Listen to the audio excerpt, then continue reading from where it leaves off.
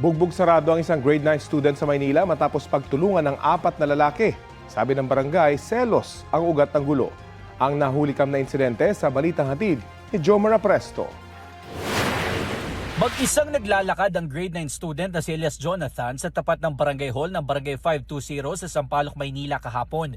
Maya-maya, dalawang lalaki ang tumakbo at agad pinagsusuntok si Elias Jonathan. Kahit nakahiga ng estudyante sa kalsada, ginugulpi pa rin siya ng dalawa. Sinusubukan namang umawat ng ilang babaeng estudyante. Habang ginugulpi ang biktima, isang nakapulang t-shirt ang tumakbo at huminto sa tapat nila. Kasabwat daw ng mga nambugbog ayon sa barangay. Hindi gaanong naaninag sa video pero mayroon siyang pinulot na bagay na nalaglag mula sa mga lalaking nambubugbog sa biktima. Isang estudyante pa ang dumating at sinipa sa mukha ang biktima. Pagkatapos tumakas na ang grupo dahil nakita sila ng mga tauhan ng barangay. Ayon sa barangay, pinagselosan ng isa sa mga nambugbog ang biktima. Inakala raw kasi nito na nililigawan ng biktima ang kanyang nobya.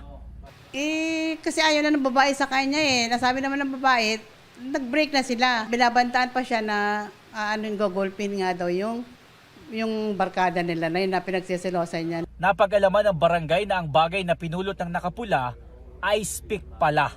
Tinanong namin yung nakapula, sabi niya, vape daw. Pero ang pinagtiinan ng mga kabaksamahan nung nabugbog, ice pick daw yun. Sabi naman nung gusto nila talagang tuluyan. Kaya lang, maagap lang sa kapitana.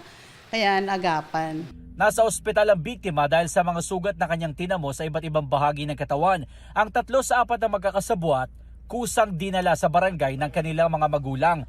2 sa kanila, nasa hustong gulang na. Dinala rin sila sa tanggapan ng Sampaloc Police Station para sampahan ng kaukulang reklamo. Kasama nilang menor de edad na umano'y nagselos. Posible siyang isailalim sa Act of Discernment na DSWD. Sinusubukan pa namin silang hinga ng pahayag. Patuloy namang hinahanap ang ika-4 na lalaki na may kitang sumipa sa mukha ng biktima.